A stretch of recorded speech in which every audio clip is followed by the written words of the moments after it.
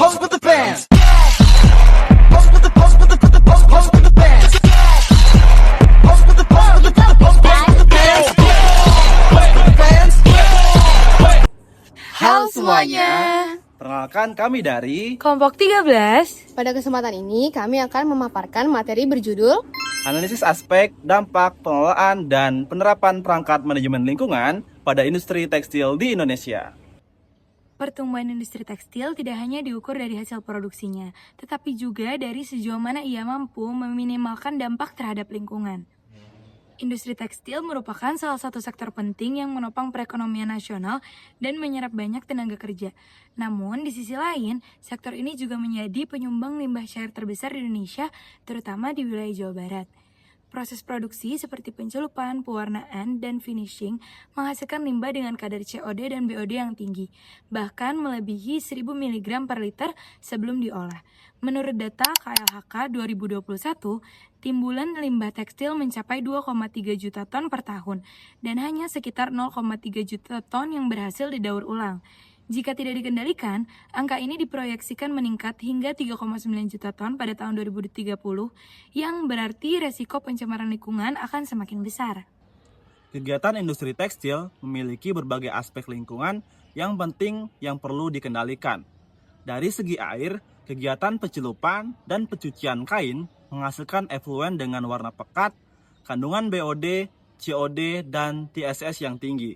Dari segi udara, penggunaan boiler berbahan bakar fosil memunculkan emisi SO2, NOx, dan partikulat debu, sementara bahan kimia dapat menghasilkan gas berbau tajam. Sedangkan dari sisi tanah dan limbah padat, terdapat timbulan lumpur ipal dan residu B3 dari bahan kimia pewarna. Dampak lingkungannya cukup kompleks, mulai dari penurunan kualitas air sungai dan air tanah, gangguan kesehatan masyarakat sekitar, hingga kerusakan ekosistem perairan. Jika tidak dikelola dengan baik, pencemaran bersifat persisten dan kumulatif, yang artinya efeknya bisa bertahan lama dan terus menumpuk di lingkungan. Untuk mengurangi dampak tersebut, industri tekstil di Indonesia telah mulai menerapkan berbagai upaya pengelolaan dan pemantauan lingkungan. Langkah utama dilakukan melalui pengoperasian instalasi pengolahan air limbah atau IPAL yang berfungsi menurunkan kadar COD, BOD, TSS, serta memperbaiki warna efluen sebelum dibuang ke badan air. Pemantauan dilakukan secara rutin dengan pengujian parameter kualitas air dan pemantauan emisi udara menggunakan sistem CEMS atau Continuous Emission Monitoring System. Limbah padat seperti lumpur ipal dikeringkan dan dikirim ke pengolah berizin agar tidak mencemari tanah. Setiap hasil pemantauan dilaporkan ke KLHK melalui sistem simpel setiap 6 bulan. Namun di lapangan masih terdapat berbagai kendala seperti beban limbah yang melebihi kapasitas ipal, keterbatasan dana, serta minimnya tenaga teknis lingkungan di industri kecil dan menengah.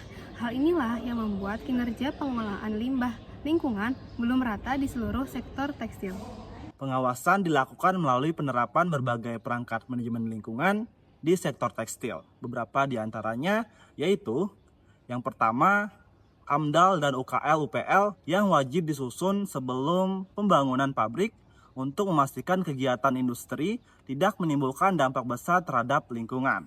Yang kedua, audit lingkungan yang dilakukan setiap 6 bulan oleh Dinas Lingkungan Hidup dan auditor independen untuk menilai kepatuhan industri terhadap baku mutu.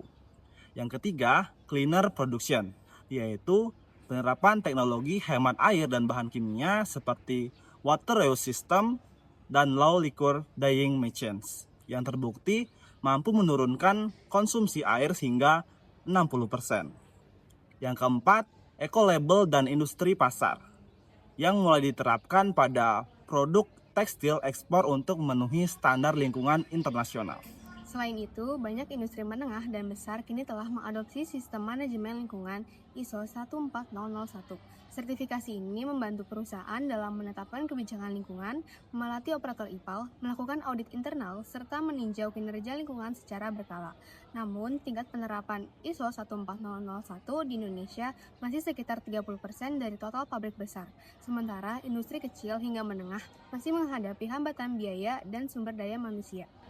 Dari hasil analisis, dapat disimpulkan bahwa pertama, Perangkat manajemen lingkungan seperti AMDAL, audit, dan ISO 14001 telah diterapkan, namun belum merata di seluruh skala industri. Kedua, pemantauan limbah dan emisi melalui sistem digital seperti CMS dan Simple sudah berjalan baik, tetapi kapasitas IPAL dan pengawasan daerah masih menjadi titik lemah. Yang ketiga, dibutuhkan langkah strategis berupa penerapan standar industri hijau yang wajib, peningkatan teknologi produksi bersih, serta bantuan teknis bagi UKM tekstil agar pengendalian lingkungan dapat berjalan efektif di semua level industri.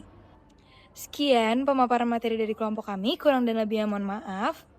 Sebagai penutup, kami ingin menegaskan satu pesan penting.